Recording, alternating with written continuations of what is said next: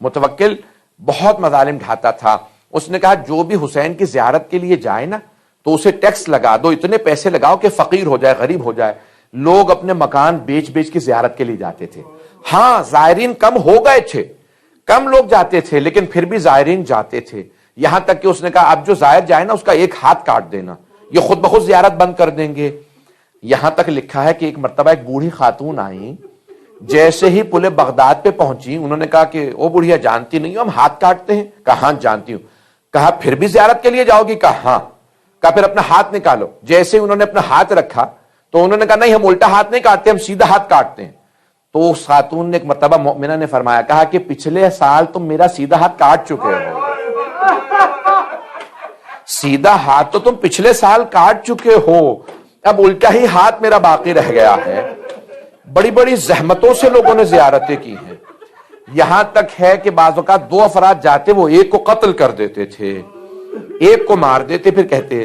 اب تاریخ بغداد پہ یہ واقعہ درج ہے, اور میں نے پڑھا تھا چند برس پہلے, تو بہت سے لوگوں نے حوالہ جات مانگے, پھر میرے دوستوں نے متعدد حوالے 5 حوالے نکال کے دیے اس واقعے کے لیے. بڑے بڑے جید علماء نے اس کو پڑھا ہے کہ امام حسین کی متوکل کا دور, امام حسین کی زیارت پہ پابندی. ایک بوڑھی نابینا خاتون اپنے بیٹے سے کہنے لگی مجھے ایک مرتبہ میرے مولا حسین کی زیارت کرا دے, پتہ نہیں کب میرا دم نکل جائے بیٹا, میری اپنا ٹانگیں چلتی ہیں نہ آنکھیں دیکھتی ہیں, بس مجھے ایک مرتبہ میرے مولا کی زیارت کرا دے. بیٹے نے ماں کو کپڑے میں باندھا, پشت پہ اٹھایا. ایک مرتبہ جب پل بغداد پہ پہنچا تو سپاہیوں نے متوکل کے پوچھا بھائی کہاں جا رہے ہو؟ تو اس خاتون نے کہا ہم مولا حسین کی زیارت کے لیے جا رہے ہیں. تو انہوں نے, سپاہیوں نے کہا ہم ایک کا قتل کر دیتے ہیں, ایک جا سکتا ہے. انہوں نے اس مؤمنہ کو, بوڑھی خاتون کو بیٹے کے پشت سے اتارا, بیٹے کا گلا کاٹا اور اس کو فرات میں ڈال دیا. مؤمنہ نے کہا بھی میں چل نہیں سکتی, میں اپاہج ہوں, میرا بیٹا کہاں ہے؟ تو کہا ہم نے آپ کے بیٹے کو, تمہارے بیٹے کو قتل کر کے فرات میں ڈال دیا, اگر بلا سکتی ہو بلا لو. اب آپ جانتے ہیں نا بوڑھی ماں کے لیے جوان بیٹے کی موت برداشت کرنا بڑا مشکل کام ہے. جوان بیٹے کی موت برداشت کرنے کے لیے کسی زینب کبریٰ کا کلیجہ چاہیے, کسی لیلا کا دل چاہیے. بس بھئی اب ایک مرتبہ وہ مومنہ رونے لگی. جب انسان زیادہ پریشان ہوتا ہے نا تو بعض اوقات اس کی زبان سے کفریہ جملے نکل جاتے ہیں, وہ گستاخی کر دیتا ہے. اب مومنہ ایک مرتبہ رونے لگی, بہت روئی, اور پھر روتے روتے ایک مرتبہ کہہ دیا, کہا میں حسین کی زیارت کے لیے جا رہی تھی, عباس نے میرا بیٹا لے لیا. بس یہ نہ جانے ان سے نادانی میں گناہ ہو گیا, کوتاہی ہو گئی. ابھی رو ہی رہی تھی, گھٹنوں پہ ہاتھوں پہ چلتی ہوئی جا رہی ہیں کہ اچانک بیٹے نے آواز دی اماں میں آ گیا.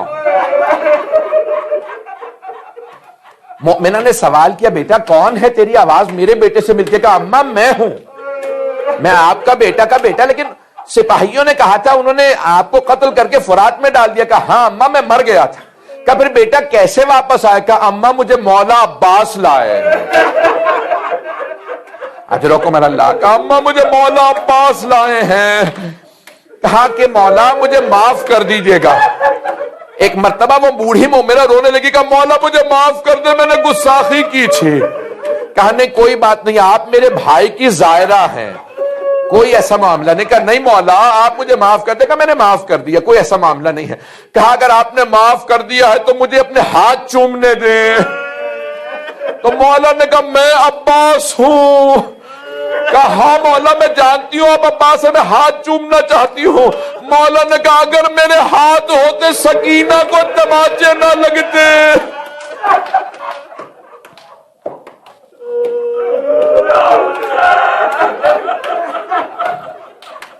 کہ میری بھتیجی سکینہ کو تماچے نہ لگتے.